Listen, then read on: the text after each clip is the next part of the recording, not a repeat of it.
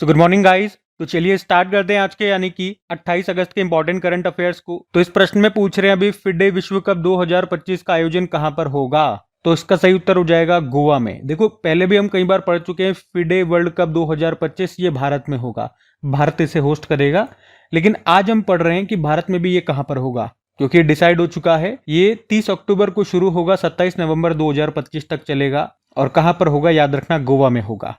अब चेस की बात चल रही है तो चेस से ही संबंधित कुछ करंट अफेयर्स के प्रश्न, कुछ स्टैटिक प्रश्न मैं आपको रिवाइज कराता हूं। देखो एक तो याद रखना, हमारे पहले ग्रैंड मास्टर का नाम क्या है, विश्वनाथन आनंद है, लाइटनिंग किड ऑफ इंडिया के नाम से भी जानते हैं। उनकी ऑटोबायोग्राफी है माइंड मास्टर, और सबसे पहले उन्होंने 1991-92 में राजीव गांधी खेल रत्न पुरस्कार जीता था। अब आपको बताना है कि अभी 2024 का जो लेटेस्ट 4 खिलाड़ियों को ये राजीव गांधी खेल रत्न पुरस्कार, जिसे अभी हम मेजर ध्यानचंद खेल रत्न पुरस्कार के नाम से जानते हैं, वो किन्हें मिला था। सबसे युवा ग्रैंड मास्टर डी गुकेश हैं। पहली वुमेन ग्रैंड मास्टर का नाम अगर पूछ रहे हैं तो एस विजय लक्ष्मी करेंगे आंसर। और अगर पूछेंगे कि ग्रैंड मास्टर बनने वाली पहली महिला कौन है तो आंसर हो जाएगा कोनेरू हम्पी। दोनों अलग अलग कैटेगरी है, स्कोरिंग के हिसाब से ये कैटेगरी डिसाइड होती है। तो जो वुमेन ग्रैंड मास्टर होती है उसमें सभी महिलाएं होती हैं, तो उसमें जो पहली महिला बनी थी उनका नाम एस विजय लक्ष्मी है। और जो ग्रैंड मास्टर वाली कैटेगरी होती है इसमें पुरुष भी आ सकते हैं, महिला भी आ सकती है। तो इसमें महिला बनने वाली या महिला आने वाली जो पहली थी वो कौन थी, कोनेरू हम्पी थी। ठीक है, ये मतलब है इसका। वर्ल्ड चेस डे 20 जुलाई को होता है। भारत में पहली बार चेस एकेडमी खुलेगी भुवनेश्वर में। अभी जो 2024 में 45वां चेस ओलंपियाड हुआ था, हंगरी के बुडापेस्ट में हुआ था, उसमें मेल और फीमेल कैटेगरी दोनों में भारत विजेता रहा था। और अब जो अगला 2026 में होगा 46 नंबर का, वो ताशकंद उज्बेकिस्तान में होगा। Women's world rapid chess championship 2024, इसमें कोनेरू हम्पी विजेता रही। फिडे विश्व ब्लिट्ज चैंपियनशिप में आर वैशाली ने जीता। चेन्नई के 18 वर्षीय डी गुकेश, इन्होंने चीन के डिंग लेरेन को हरा करके ये सबसे कम उम्र में फिडे विश्व शतरंज चैंपियन 2024 का खिताब जीता इन्होंने। उसके अलावा याद रखना, शतरंज खेल में 2800 येलो रेटिंग का आंकड़ा पार करने वाले भारत के दूसरे ग्रैंड मास्टर बने अर्जुन एरिगेसी। और फिडे चेस वर्ल्ड कप 2024 हमने पढ़ा ना, भारत में होगा, और आज हमने पढ़ा ये भारत में भी कहाँ पे होगा, गोवा में।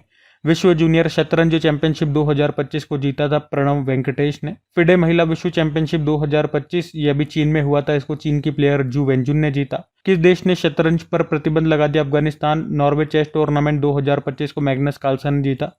चेस के नंबर 1 प्लेयर है, नॉर्वे से आते हैं। और तीसरा FIDE women's chess world cup 2025 ये हुआ था जॉर्जियो में, इसको जीता दिव्या देशमुख ने कोनेरू हम्पी को हरा के।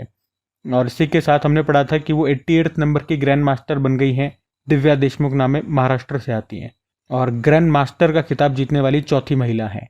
वैसे तो देखो ना, यही मतलब हो गया। वैसे तो टोटल देखोगे तो टोटल 88 नंबर की हैं ये, लेकिन 88 में भी देखोगे कितनी महिलाएं हैं, तो ये चौथे नंबर की महिला है। पहला chess esports world cup 2025 ये भी रियाद में हुआ था, उसको मैग्नस कार्लसन ने जीत लिया है। वैसे अभी 89 नंबर के हमारे चेस ग्रैंड मास्टर कौन बन गए, शतरंज ग्रैंड मास्टर रोहित कृष्णा बन गए, जो तमिलनाडु से बिलोंग करते हैं। चेस को रेगुलेट करने वाली बॉडी फिडे हो गई है, और स्थापना होती है 1924 में। हेडक्वार्टर लुजेन स्विट्जरलैंड है। प्रेसिडेंट है आर्कडी डोरकोविच, और वाइस प्रेसिडेंट है विश्वनाथन आनंद। ठीक है, तो ये सारे पॉइंट्स आप ध्यान में रखना। अगला प्रश्न देखते हैं। फिर अगले में पूछ रहे हैं अभी हाल में लिथुआनिया के नए प्रधानमंत्री कौन बने हैं, तो आंसर होगा इंगा रुगिनियन। तो सोशल डेमोक्रेटिक और पूर्व श्रमिक नेता हैं इंगा रुगिनियन, और इनको अभी लिथुआनिया संसद ने देश के नए प्रधानमंत्री के रूप में मंजूरी दे दी है। तो याद रखना, लिथुआनिया के नए प्रधानमंत्री कौन बन गए, इंग रुगिनियन। इंगा याद रख लो आप तो, है ना। अब यहाँ पे कुछ लेटेस्ट में आपको इंटरनेशनल अपॉइंटमेंट्स, खासतौर पे वो जिस देशों में भी प्रधानमंत्री या प्रेसिडेंट बने थे वो वाले रिवाइज कराऊंगा। लेकिन एक बार लिथुआनिया भी आप मैप में देख लो, ये एक यूरोपियन कंट्री है। कैपिटल विल्नियस होती है, याद रखना, विल्नियस इसकी कैपिटल होती है। शायद आपको याद नहीं हो तो अब याद रखना। और करेंसी तो यूरो है ही सही। अब देखो, अभी सूरीनाम की पहली महिला राष्ट्रपति बनी थी जेनिफर गेर्लिसिमन्स। रोमानिया के नए राष्ट्रपति निकुसोर डेन बने। सूडान के प्रधानमंत्री कामिल इद्रिस। साउथ कोरिया के 14वें राष्ट्रपति ली जे म्यूंग। पुर्तगाल के प्रधानमंत्री लुइस मोंटेनेग्रो। पोलैंड के राष्ट्रपति करोल नवरोकी। यमन देश के प्रधानमंत्री सलीम साले बिन ब्रेक। सर्बिया के प्रधानमंत्री ड्यूरो मैक्यूट। इक्वेडोर के नए राष्ट्रपति डैनियल नोबोवा। ट्यूनीशिया के नए प्रधानमंत्री सारा जाफरानी बनी। ठीक है, तो ध्यान रखना ये सब भी। अगला प्रश्न देखते हैं। फिर अगले में पूछ रहे हैं कि अभी हाल ही में किसने प्रोजेक्ट आरोहण को शुरू किया है। तो आंसर होगा NHAI, national highways authority of India ने। तो अभी NHAI ने टोल कर्मचारियों के बच्चों के लिए प्रोजेक्ट आरोहण शुरू किया। उद्देश्य है वित्तीय बाधाओं को दूर करना और आर्थिक रूप से कमजोर वर्ग के छात्रों को गुणवत्तापूर्ण शिक्षा तक समान पहुंच प्रदान करना। तो इस परियोजना को नई दिल्ली में स्थित NHAI मुख्यालय में अभी जो चेयरमैन है NHAI के संतोष कुमार यादव, उन्होंने ही लॉन्च किया है और इसका पहला चरण जुलाई 2025 से मार्च 2026 तक चलेगा, जिसके लिए 1 करोड़ रुपए की राशि आवंटित की गई है। तो इसमें 500 छात्रों को कक्षा 11 से स्नातक अंतिम वर्ष तक के लिए प्रत्येक छात्र को 12,000 रुपए प्रति वर्ष दिए जाएंगे। उसके अलावा 50 मेधावी छात्रों को स्नातकोत्तर या उच्च शिक्षा के लिए 50,000 रुपए दिए जाएंगे प्रत्येक छात्र को। और इसमें केवल आर्थिक सहयोग ही नहीं बल्कि मेंटरशिप प्रोग्राम, कौशल विकास कार्यशालाएं, करियर मार्गदर्शन और उद्यमिता सहयोग भी दिया जाएगा। तो अगर बात करें इस पूरे की, तो इसका उद्देश्य क्या है? आत्मविश्वास, सक्षम और करियर रेडी युवाओं का निर्माण करना। तो NHAI ने चलाया है ये प्रोजेक्ट आरोहण। NHAI की बात करें, स्थापना होती है 1995 में, हेडक्वार्टर नई दिल्ली, चेयरमैन संतोष कुमार यादव हो गए। यहाँ पे कुछ आज मैं आपको इंपॉर्टेंट पोर्टल्स वगैरह, एप्लीकेशंस वगैरह रिवाइज करवाऊंगा। तो देखो फिर, एक आपको याद होगा हमने पढ़ा था वेस्ट पिकर एनुमरेशन ऐप को लॉन्च किया था सामाजिक न्याय एवं अधिकारिता मंत्रालय ने, जिसके मंत्री हैं Virendra Kumar. Single use plastic चालान मोबाइल ऐप को हिमाचल प्रदेश ने शुरू किया। ड्रम एप्लीकेशन को IIT खड़गपुर ने लॉन्च किया था। किसानों की सहायता के लिए महाविस्तार AI ऐप और डिजिटल शेट्टीशाला ऐप को लॉन्च किया था महाराष्ट्र ने। भारत का पहला ऐसा राज्य कौन सा बना जिसने सभी शहरी स्थानीय निकायों को एक ही पोर्टल से जोड़ दिया? मध्य प्रदेश, और उस पोर्टल का नाम है ई-नगर पालिका 2.0। Gender budgeting knowledge hub portal महिला एवं बाल विकास मंत्रालय ने लॉन्च किया। प्रतिभा सेतु पोर्टल को UPSC ने, और GOI स्टेट्स मोबाइल एप्लीकेशन को राष्ट्र नमूना सर्वेक्षण कार्यालय नेशनल सैंपल सर्वे ऑफिस ने। बाढ़ पूर्वानुमान प्रणाली सी फ्लड वेब पोर्टल को सीडेक ने। सामूहिक प्रतिवेदन मंच नाम से एक पोर्टल लॉन्च किया सेबी ने। अपना घर नाम से राष्ट्रव्यापी पहल को पेट्रोलियम मंत्रालय ने लॉन्च किया। किस IIT ने AI संचालित शिक्षण ऐप टूटूज को लॉन्च किया? IIT पलक्कड़। और वर्क फॉर विकसित भारत पोर्टल को नीति आयोग ने लॉन्च किया। एक हमने पढ़ा था अभी सभासार वेब पोर्टल, इसको पंचायती राज मंत्रालय ने लॉन्च किया। और प्रेस रजिस्ट्रार जनरल जो हैं योगेश बावेजा, इन्होंने प्रेस सेवा पोर्टल को लॉन्च किया था। ठीक है, तो ये सभी जो लेटेस्ट पोर्टल्स वगैरह एप्लीकेशंस थी मैंने आपको रिवाइज कराई जो न्यूज में थी, ध्यान में रखना। अगला प्रश्न देखते हैं।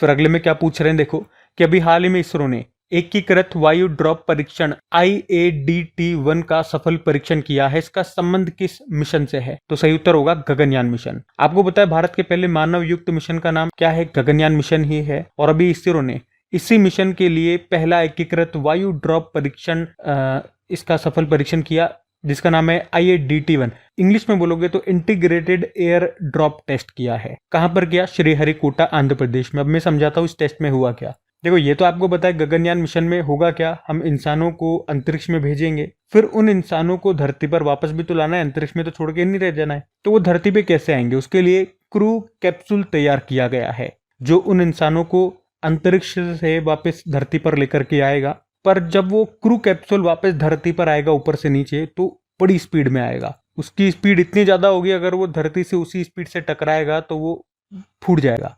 तो हमें क्या करना होगा? इंसानों को सेफ लैंडिंग करानी, फोड़ना थोड़ी ना है। तो उसकी स्पीड को हमें कम करना पड़ेगा। तो उसके लिए हम क्या करेंगे? उस कैप्सूल के पीछे पैराशूट लगाएंगे ताकि वो क्रू कैप्सूल धीरे धीरे धरती पर आए और आराम से लैंड कर जाए। बस उसी का भी सफल परीक्षण किया गया, टेस्टिंग की गई इसरो ने।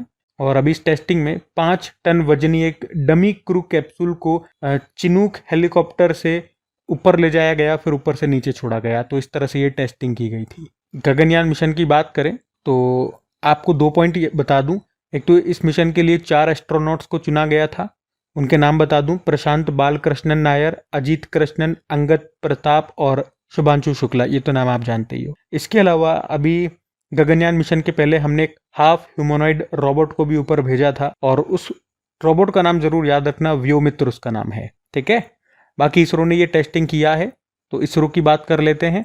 इसरो यानी कि इंडियन स्पेस रिसर्च ऑर्गेनाइजेशन, स्थापना होती है 1969 में, हेडक्वार्टर बेंगलुरु में है। चेयरमैन नए बने थे वी नारायणन, 11वें नंबर के। मोटो होता है space technology is in service of human kind. कुछ और प्रश्न मैं आपको कराऊंगा, ये इंपॉर्टेंट शीट है, ध्यान से सुनना। जैसे कि चंद्रयान मिशन की बात करते हैं, कौन कौन कब लॉन्च हुए थे। चंद्रयान 1 22 अक्टूबर 2008 में PSLV C11 से। चंद्रयान 2 22 जुलाई 2019 को GSLV मार्क 3 MI से। और चंद्रयान 3 जो सफल रहा था 14 जुलाई 2023 को, जो 23 अगस्त को पहुंच गया था LVM-3M4 से। अब C4 जो जाएगा संभावित है 2027 तक चल जाए। इसमें 5 मॉड्यूल होंगे और इसका उद्देश्य है चंद्रमा से मिट्टी के सैंपल लेकर के आना। और इसके लिए कितना बजट अलोकेट किया गया है? 2104.06 करोड़ रुपीस।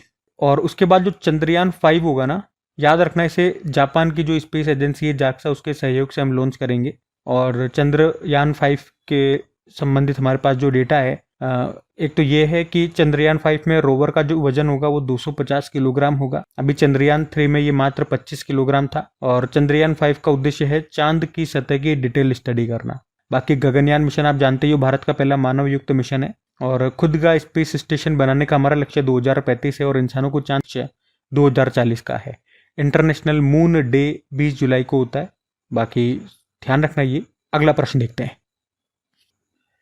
फिर अगले में देखो क्या पूछ रहे हैं कि अभी हाल ही में दुनिया का पहला AI संचालित राइट बैंक किसने लॉन्च किया? तो आंसर होगा मलेशिया ने। तो अभी मलेशिया ने राइट बैंक लॉन्च किया है जो दुनिया का पहला AI संचालित बैंक है। ये मलेशियाई लोगों के द्वारा लोगों के लिए ही बनाया गया है। मतलब मलेशियाई लोगों की जो भी भाषाएं हैं ये वो बोल सकता है, उनको समझ सकता है, ताकि मलेशियाई जो भी लोग हैं वो अपनी भाषा में आसानी से बैंकिंग कर सकें। मतलब मलेशिया में जितनी भी भाषाएं चलती होंगी उन सब भाषाओं में ये काम करेगा। ये उनकी बातचीत को समझेगा, तुरंत जवाब देगा, या आपका जो भी बिल वगैरह होगा वो आसानी से पढ़ देगा, भुगतान करने से लेकर के खर्चों पर नजर रखेगा, वित्तीय बुनियादी बातों को सरल शब्दों में ये समझा देगा। तो ये artificial intelligence operated AI operated एक बैंक है जिसका नाम है राइट बैंक। और ये इस तरह का पहला है जिसे लॉन्च किया गया अभी मलेशिया में। मलेशिया की कैपिटल पता है ना, कुआलालंपुर होती है और करेंसी होती है मलेशियाई रिंगिट। अब AI से संबंधित प्रश्न है तो चलो AI से संबंधित कुछ करंट अफेयर्स के प्रश्न आपको रिवाइज करवाते हैं। अगर पूछते हैं कि भारत का पहला AI प्लस कैंपस कहां पर खुलेगा? अमरावती आंध्र प्रदेश में। भारत का पहला AI संचालित स्मार्ट ट्रैफिक सिस्टम कहां पर लॉन्च किया गया? दिल्ली के द्वारका एक्सप्रेसवे पे। भारत की पहली AI पावर्ड आंगनबाड़ी कहां पर शुरू हुई? वडमना विलेज, नागपुर, महाराष्ट्र। उत्तर प्रदेश के उन्नाव में भारत की पहली प्राइवेट AI यूनिवर्सिटी बनाएगा कौन? चंडीगढ़ यूनिवर्सिटी। सड़क सुरक्षा के लिए AI का उपयोग करने वाला पहला राज्य बना UP. Global AI city index आया था 20 में टॉप पर सिंगापुर रहा, भारत में टॉप पे बेंगलुरु है जो पूरी लिस्ट में 26वें स्थान पर है। भारत का पहला ड्रोन AI संचालित कृत्रिम वर्षा प्रयोग ये किया गया था जयपुर में। और पूर्व ट्विटर CEO पराग अग्रवाल ने मशीनों के लिए वेब बनाने के लिए अभी एक AI स्टार्टअप लॉन्च किया पैरेलल नाम से। किस अंतरराष्ट्रीय हवाई अड्डे ने दुनिया का पहला AI संचालित इमिग्रेशन कॉरिडोर लॉन्च किया? दुबई। नासा ने IBM के सहयोग से सौर तूफानों की भविष्यवाणी के लिए AI मॉडल को लॉन्च किया जिसका नाम सूर्य है। ठीक है, तो ये ध्यान में रखना। अगला प्रश्न देखते हैं। फिर अगले में पूछ रहे हैं कि अभी हाल में प्रधानमंत्री नरेंद्र मोदी ने मारुति सुजुकी के पहले बैटरी इलेक्ट्रिक वाहन जिसका नाम है ई विटारा, इसको अभी कहां पर लॉन्च किया? तो आंसर होगा गुजरात में। तो अभी प्रधानमंत्री नरेंद्र मोदी जी ने गुजरात के हंसलपुर में मारुति सुजुकी की ई विटारा को अभी एक्सपोर्ट के लिए, निर्यात करने के लिए अभी उसका लॉन्च किया है। और ये मारुति कंपनी की पहली इलेक्ट्रिक कार है और ये गाड़ी पूरी तरह से भारत में बनी है और अब इसे 100 से ज्यादा देशों में निर्यात किया जाएगा। मतलब अब विदेश में चलने वाली गाड़ी पर मेक इन इंडिया लिखा होगा। और ये कार एक बार में चार्ज करने पर 500 किलोमीटर से ज्यादा चलेगी ऐसा कहा जा रहा है। अब यहाँ पे मैं आपको इलेक्ट्रिक व्हीकल से ही बनने वाले कुछ प्रश्न आपको रिवाइज कराता हूँ, देखना जरा। एक आपको याद होगा एक योजना है प्रधानमंत्री E drive scheme, electronic vehicles को बढ़ावा देने के लिए शुरू की गई थी। कब? 29 सितंबर 2024 को। और अभी कुछ दिन पहले हमने पढ़ा था कि अभी वैसे तो 2026 को ये खत्म होने वाली थी, लेकिन अभी ये मार्च 2028 तक बढ़ा दी गई है। इसमें सब्सिडी मिलती है। और भारत से इलेक्ट्रिक व्हीकल एक्सपोर्ट करने वाली पहली MNC कंपनी सिट्रियन है। वर्ल्ड इलेक्ट्रिक व्हीकल डे मनाया जाता है 9 सितंबर को। और रॉयल एनफील्ड ने किस नाम से अपना इलेक्ट्रिक व्हीकल ब्रांड लॉन्च किया? Flying Flea. और भारत की पहली इलेक्ट्रिक एयर टैक्सी को भी लॉन्च किया गया, उसका नाम शून्य है और इसे बनाया बंगलुरु एरोस्पेस स्टार्टअप सरला ने। पहला इंडिया इलेक्ट्रिक मोबिलिटी इंडेक्स ये किसने जारी किया? नीति आयोग ने। और वियतनाम की इलेक्ट्रिक व्हीकल निर्माता है कंपनी है फिनफास्ट और इसने भारत में अपना एक मैन्युफैक्चरिंग प्लांट शुरू करने की घोषणा की है। कहाँ पे? तमिलनाडु में, तमिलनाडु के थुत्तुकुड़ी में। ठीक है, तो इलेक्ट्रिक व्हीकल से संबंधित ये करंट अफेयर्स के आपके प्रश्न है, ध्यान में रखना। अगला प्रश्न देखते हैं। फिर अगले में पूछ रहे हैं कि अभी हाल ही में पहला त्रिसेवा सेमिनार रण संवाद 2025 ये कहां पर हुआ? तो आंसर होगा मध्य प्रदेश में। तो अभी मध्य प्रदेश के महू स्थित आर्मी वॉर कॉलेज में अपनी तरह का पहला त्रिसेवा सेमिनार रण संवाद 2025 का आयोजन हुआ। 26 और 27 अगस्त को हुआ ये। यहाँ पर युद्ध कला पर बातचीत की गई, मतलब युद्ध कला पर प्रौद्योगिकी के प्रभाव पर केंद्रित रहा ये सेमिनार, जिसका उद्देश्य है भारत के रक्षा क्षेत्र में सुधारों को गति देना। तो ये पहला त्रिसेवा सेमिनार था, रण संवाद इसका नाम था। हुआ कहां पर? याद रखना, मध्य प्रदेश के महू में। अब यहाँ पे कुछ समिट्स में आपको रिवाइज कराऊंगा, सारे इंपॉर्टेंट है, ध्यान से सुनना। और ये प्रश्न तो एग्जाम में आ भी चुका है कि 150वां इंटर पार्लियामेंट्री यूनियन समिट ये हुआ उज्बेकिस्तान में। और ये भी याद रखना, इंटर पार्लियामेंट्री यूनियन का भी नवीनतम 182 नंबर का सदस्य बना बेलीज। नाटो समिट अभी 2025 वाला हेग नीदरलैंड। पहली आसियान भारत क्रूज वार्ता चेन्नई में। शहरी स्थानीय निकायों का प्रथम राष्ट्र सम्मेलन मानेसर गुरुग्राम में। एशियाई राज्यों की 23वीं रासायनिक हथियार निषेध संगठन की क्षेत्रीय बैठक हुई नई दिल्ली में। पूर्वी क्षेत्रीय परिषद की 27वीं बैठक रांची झारखंड में। दूसरा बिम्स्टेक बंदरगाह सम्मेलन 2025 विशाखापट्टनम आंध्र प्रदेश में। और सुशासन प्रथाओं पर राष्ट्र सम्मेलन हुआ ये भुवनेश्वर में। समुद्री वित्त शिखर सम्मेलन 2025 नई दिल्ली में हुआ। और अभी तीसरा United nation conference on landlocked developing countries ये तुर्कमेनिस्तान में हुआ। वैश्विक प्लास्टिक संधि वार्ता INC 5.2 ये भी हुआ था जेनेवा स्विट्जरलैंड में। ठीक है, ध्यान रखना ये। अगला देखते हैं प्रश्न। फिर अगले में पूछ रहे हैं, हाल ही में INS उदयगिरी और INS हिमगिरी को भारतीय नौसेना में अभी कहां से शामिल किया गया? तो आंसर होगा विशाखापत्तनम। तो प्रोजेक्ट 17A के तहत अभी 2 स्टील्थ गाइडेड मिसाइल फ्रिगेट को अभी नौसेना में शामिल किया गया। स्टील्थ गाइडेड मिसाइल फ्रिगेट का क्या मतलब हो गया? स्टील्थ मतलब क्या होता है? जो दुश्मन की पकड़ में ना आए। और गाइडेड मतलब जिसे हम गाइड कर सकते हैं। मिसाइल मतलब इनमें मिसाइल लगी है। फ्रिगेट मतलब छोटे जहाज। और वैसे तो इस तरह का प्रश्न हम ऑलरेडी पहले भी पढ़ चुके हैं, लेकिन अभी फाइनली इसको नौसेना में शामिल कर लिया गया। तो प्रश्न यही है कि कहां से शामिल किया गया? तो विशाखापत्तनम आंसर हो जाएगा। और उनके नाम क्या है उन जहाजों के, लड़ाकू जहाजों के? एक है INS उदयगिरी और INS हिमगिरी। INS का मतलब हो गया इंडियन नेवल शिप। कहां से? विशाखापत्तनम से। और ये पहली बार भी है जब 2 अलग अलग भारतीय शिपयार्डों से एक ही दिन 2 लड़ाकू जहाजों को एक ही साथ कमीशन किया गया हो। बात करें इनके निर्माण कहाँ कहाँ पे हुए, तो INS उदयगिरी इसको बनाया गया है Mazagon dock ship builders Mumbai में। उदयगिरी ये आंध्र प्रदेश की पर्वत श्रृंखला है, उसी के नाम पे इसका नाम रखा गया। और INS Himgiri garden rich ship builder Kolkata में इसका निर्माण हुआ। प्रोजेक्ट 17A के अंतर्गत हुआ है, ये जरूर याद रखना। प्रोजेक्ट 17A के बारे में आपको बताता हूँ। इसके तहत टोटल 7 लड़ाकू जहाज हमें बनाने हैं। और इसके अंतर्गत जो पहला जहाज बना था ना, उसका नाम INS नीलगिरी है, इसलिए इन 7 को हम नीलगिरी श्रेणी के जहाज भी कहते हैं। और इस 7 में से आप देखोगे तो 4 जहाज जो है ये मझगांव डॉक शिप बिल्डर बनाएगा और बाकी के 3 जहाज ये गार्डन शिप बिल्डर बनाएगा। जो 4 जहाज वो बनाएगा उसके नाम है नीलगिरी, उदयगिरी, तारागिरी, महेंद्रगिरी। तो 2 बन चुके हैं, दोनों ने नौसेना में शामिल हो गए। और ये जो बनाएगा गार्डन रिच शिप बिल्डर, उसका पहला जहाज अभी शामिल हो गया हिमगिरी। बाकी 2 ये बनाएगा, टूनागिरी और विंध्यागिरी उसके नाम है। ठीक है, तो ये ध्यान में रखें आप। बाकी एक बार ये वाले प्रोजेक्ट भी सामने हैं तो उन्हें भी देख लेते हैं कि भारतीय सेना का प्रोजेक्ट 15B ये 2011, इसमें भारतीय नौसेना के लिए 4 स्टील्थ गाइडेड मिसाइल डेस्ट्रॉयर यानी कि विध्वंस जहाज तैयार किए गए, जिनके नाम है INS Visakhapatnam, INS Mormugao, INS Imphal, INS Surat. किसने बनाया? Mazagon dock ship builders limited Mumbai.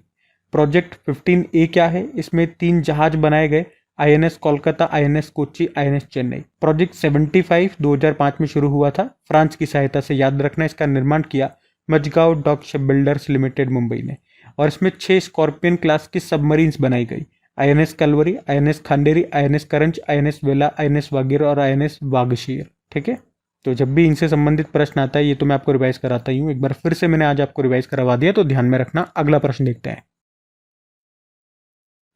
फिर अगले में पूछ रहे हैं कि हाल ही में कहां पूर्व भारतीय कप्तान सुनील गावस्कर की प्रतिमा का भी अनावरण किया गया? तो आंसर हो जाएगा यहाँ पे मुंबई। एक्चुअली में मुंबई में जो वानखेड़े स्टेडियम है उसी के परिसर में शरद पवार क्रिकेट संग्रहालय है और वहीं पर अभी मुंबई क्रिकेट एसोसिएशन ने सुनील गावस्कर की कांस्य की ब्रोंज की प्रतिमा का स्टैचू का अनावरण किया है। सुनील गावस्कर के बारे में 2-3 पॉइंट बता दूं। इनकी ऑटोबायोग्राफी सनी डेज है। टेस्ट में 10,000 रन बनाने वाले पहले खिलाड़ी थे। 1983 में जब भारत ने वर्ल्ड कप जीता था उस टीम का हिस्सा थे। 1980 में पद्म भूषण मिला। 1975 में अर्जुन अवार्ड इनको मिल चुका है। और स्टैचू से याद आएगा, कुछ समय पहले सचिन तेंदुलकर की स्टैचू का भी अनावरण किया गया था यहीं पे वानखेड़े स्टेडियम में ही। अच्छा, स्टैचू से ही संबंधित कुछ और इंपॉर्टेंट प्रश्न मैं आपको रिवाइज कराता हूँ। देखो, अगर पूछे किस देश में हनुमान जी की स्टैचू ऑफ यूनियन उसका नाम है, इसको स्थापित किया गया अमेरिका के टेक्सास में, 90 फीट ऊंची है। असम में लचित बोरफुकन की 125 फुट ऊंची प्रतिमा है, इसका नाम शौर्य की प्रतिमा है। और अमेरिका के टेक्सास में हनुमान जी की स्टैचू, ये तो मैंने ऊपर ही बता दिया, वही है। लद्दाख में पैगोंग झील के किनारे भारतीय सेना ने 14,300 फीट की ऊंचाई पर छत्रपति शिवाजी महाराज की प्रतिमा का अनावरण किया। आप जानते हो छत्रपति शिवाजी महाराज, जिनको भारतीय सेना का जनक भी माना जाता है। और पोट्टी श्रीरामुलु की 58 फीट ऊंची प्रतिमा अभी कहां पर स्थापित की गई? अमरावती में, आंध्र प्रदेश, अमरावती में ही। उसके अलावा भी महाराष्ट्र भूषण पुरस्कार दिया गया था रामवी सुतार को, यह भी ध्यान में रखना। ये भारत के बड़े फेमस स्कल्पचर हैं, बहुत सारी इंपॉर्टेंट मूर्तियां इन्होंने बनाई हैं। ठीक है, अगला प्रश्न देखते हैं। फिर अगले में पूछ रहे हैं, अभी हाल ही में गौहर सुल्तान ने संन्यास ले लिया, उनका संबंध किस खेल से है? तो आंसर होगा क्रिकेट।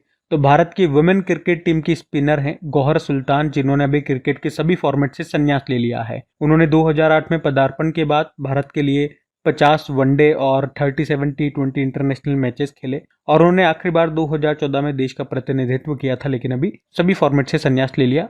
गौहर सुल्तान नाम है। अब आपको बताए, संन्यास वाला प्रश्न आ गया तो 2025 में वो सभी महत्वपूर्ण खिलाड़ी जिन्होंने अपने अपने खेलों से संन्यास लिया, मैं आपको रिवाइज कराऊंगा।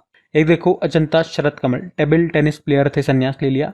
ऑस्ट्रेलिया के स्टीव स्मिथ वनडे इंटरनेशनल से रिटायर्ड हो गए। और बांग्लादेश के मुशफिकुर रहीम ओडीआई क्रिकेट से रिटायर हो गए। बांग्लादेश के ही तमीम इकबाल अंतर्राष्ट्रीय क्रिकेट से संन्यास ले लिया। न्यूजीलैंड के मार्टिन गुप्टिल हैं, अंतर्राष्ट्रीय क्रिकेट से संन्यास लिया। मनोज कुमार बॉक्सर हैं। सिमोना हालेफ रोमानिया से हैं। B Sumeeth Reddy badminton player थे। वंदना कटारिया हॉकी से संबंधित हैं। रोहित शर्मा विराट कोहली ने टेस्ट क्रिकेट से संन्यास लिया। मैरी इयरअप इंग्लैंड की फुटबॉल गोलकीपर थी, संन्यास ले लिया। निकोलस पुरन वेस्ट इंडीज के प्लेयर अंतर्राष्ट्रीय क्रिकेट से संन्यास लिया। हेनरिक क्लासेन साउथ अफ्रीका के थे, अंतर्राष्ट्रीय क्रिकेट से संन्यास। ललित उपाध्याय हॉकी प्लेयर थे। अदिति चौहान भारतीय महिला टीम की गोलकीपर थी, संन्यास लिया। और अभी हमने पढ़ा था चेतेश्वर पुजारा, इन्होंने भी सभी फॉर्मेट से संन्यास ले लिया। और आज हम पढ़ रहे हैं गौहर सुल्ताना, इन्होंने भी क्रिकेट के सभी फॉर्मेट से संन्यास ले लिया। ठीक है, तो ये सभी ध्यान में रखना। अगला देखते हैं। अच्छा, लेकिन एक प्रश्न हमारा ये है, कल वाला प्रश्न है, कल जो बिल्कुल लास्ट में मैंने प्रश्न लिया था उसमें एक मिस्टेक मुझसे हो गया था, लेकिन फिर बाद में मैंने उस प्रश्न को ही हटा दिया ताकि स्टूडेंट कंफ्यूज ना हो। मैंने कहा इसको फिर मैं कल करवा दूंगा। तो प्रश्न क्या है, एडीआर के अनुसार अभी शीर्ष आपराधिक मामलों वाले मुख्यमंत्री कौन है? तो इसका सही उत्तर हो जाएगा रेवंत रेड्डी। एडीआर मतलब एसोसिएशन फॉर डेमोक्रेटिक रिफॉर्म। और अभी इसने भारत में सर्वाधिक आपराधिक मामले दर्ज वाले मुख्यमंत्री कौन है और सबसे अमीर मुख्यमंत्री कौन है, इस पर रिपोर्ट जारी की है। तो अगर बात कर रहे हैं सबसे आपराधिक मामलों वाले मुख्यमंत्रियों में, टॉपर हैं तेलंगाना के मुख्यमंत्री रेवंत रेड्डी, 89 मामले इन पर दर्ज हैं। दूसरे स्थान पे तमिलनाडु के एमके स्टालिन और तीसरे पे आंध्र प्रदेश के चंद्रबाबू नायडू हैं। और इसमें इन्होंने ये भी बताया था कि भारत में 40% मुख्यमंत्रियों पर आपराधिक मामले दर्ज हैं। वहीं सबसे अमीर और गरीब मुख्यमंत्रियों की सूची भी इन्होंने जारी की है, जिसमें सबसे अमीर आंध्र प्रदेश के मुख्यमंत्री चंद्रबाबू नायडू को बताया, इनकी संपत्ति बताई 931 करोड़ रुपए के आसपास है, उससे ज्यादा ही है। और सबसे लास्ट में यानी कि सबसे गरीब मुख्यमंत्री बताई ममता बनर्जी, 15.38 लाख रुपए इनकी संपत्ति बताई गई। ठीक है, तो कल मैंने मिस्टेक क्या कर दिया था भाई, सबसे अमीर तो चंद्रबाबू नायडू हैं, आपराधिक मामलों में भी मैंने आंध्र प्रदेश वाले मुख्यमंत्री है जो चंद्रबाबू नायडू जी, इनको अपराध के मामले में भी टॉपर बता दिया था, लेकिन ऐसा नहीं है। अपराध के मामले में मतलब आपराधिक मामले जिनके नाम सबसे ज्यादा दर्ज है वो तेलंगाना के मुख्यमंत्री रेवंत रेड्डी है। ठीक है, बस इतना ही था। बाकी ये थी आज की हमारी करंट अफेयर्स की क्लास। सेशन अच्छा लगे तो प्लीज वीडियो को लाइक जरूर करना, दोस्तों के साथ में स्टडी ग्रुप में शेयर जरूर कर देना। क्विज आपको मिल जाती है अपनी क्रिक एग्जाम एप्लीकेशन में, जिसका लिंक डिस्क्रिप्शन बॉक्स में है, और डायरेक्ट गूगल प्ले स्टोर से भी इंस्टॉल कर सकते हो। और पीडीएफ मिल जाती है टेलीग्राम चैनल पे, जिसका लिंक भी डिस्क्रिप्शन बॉक्स में है। बाकी चलो भी कल के करंट अफेयर्स का हम क्विक रिविजन कर लेते हैं और सेशन एंड करते हैं। तो कल पहला प्रश्न पूछा था कि अंतरराष्ट्रीय बिग कैट अलायंस में आधिकारिक तौर पर अभी कौन शामिल हो गया, नेपाल। फिर पूछा न्यू डेवलपमेंट बैंक में अभी वाइस प्रेसिडेंट बन गए हैं राजीव रंजन। और अखिल भारतीय स्पीकर सम्मेलन हुआ अभी नई दिल्ली में। स्मार्ट सिटी इंडेक्स 2025 में कौन टॉपर है, ज्यूरिख स्विट्जरलैंड। और क्षेत्रफल विस्तार के बाद भारत का दूसरा सबसे बड़ा टाइगर रिजर्व कौन सा बन गया है, सुंदरबन टाइगर रिजर्व जो पश्चिम बंगाल में है। भारत का पहला फिनटेक हब IGFTCH अभी लॉन्च हुआ भुवनेश्वर में, उड़ीसा में। और भारत की पहली शहरी रोपवे परिवहन प्रणाली कहां पर शुरू होगी, वाराणसी। पुतलों की परेड मारबत महोत्सव अभी कहां पर मनाया गया, महाराष्ट्र। और ऑपरेशन संस्कार किसने शुरू किया, राजस्थान ने। और आखिरी प्रश्न जो था ADR के अनुसार शीर्ष आपराधिक मामलों वाले मुख्यमंत्री कौन है, ये मैंने आज आपको करेक्ट करवा दिया था, रेवंत रेड्डी आंसर होगा। बाकी चलो कल का भी होमवर्क प्रश्न देख लेते और सेशन एंड करते हैं। तो कल आपसे पूछा था किस राज्य सरकार ने नोदी बंधन योजना शुरू किया, तो सही उत्तर क्या होगा, पश्चिम बंगाल। आप सभी ने प्रश्न का बिल्कुल सही उत्तर दिया। अब ये आज का आपका होमवर्क प्रश्न।